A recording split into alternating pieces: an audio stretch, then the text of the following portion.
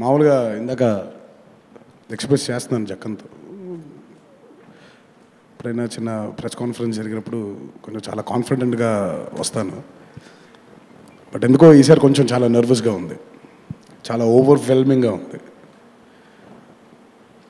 ఇది జక్కన్‌తో 4వ చిత్రం నేను చేయడం. అన్నిటికంటే ఈ చిత్రం చాలా ఒక స్పెషల్ ఫిల్మ్‌గా నా కెరీర్‌లో మిగిలిపోతుంది. ఎందుకనంటే జక్కన్‌తో పనిచేయడం, దానితో పాటు sharing my screen space with Charan. అంటే మా ఇద్దరు ఫ్రెండ్షిప్, మా ఇద్దరు బాండింగ్ ఈ చిత్రంతో మొదలవ్వలేదు. నాకు తెలిసిన ఒక మంచి మిత్రుడు,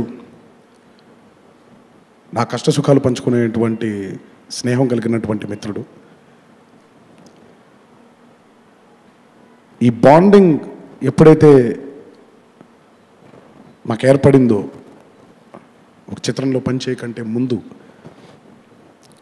అది చిత్రంలోకి వచ్చేసరికి, ఈ చిత్రం మేము ఇద్దరం కలిసి చేసేసరికి అది ఇంకో వేరే లెవెల్కి వెళ్ళిపోయింది మా friendship.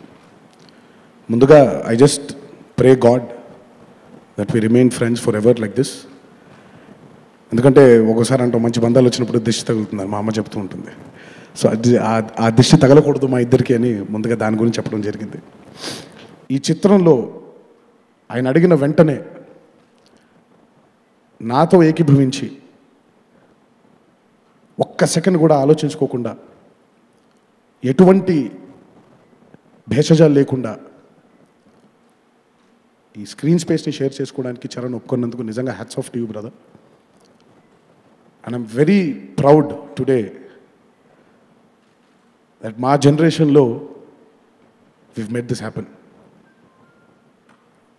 And it happened only because of the confidence we have on Jakkan, the confidence we have on our friendship.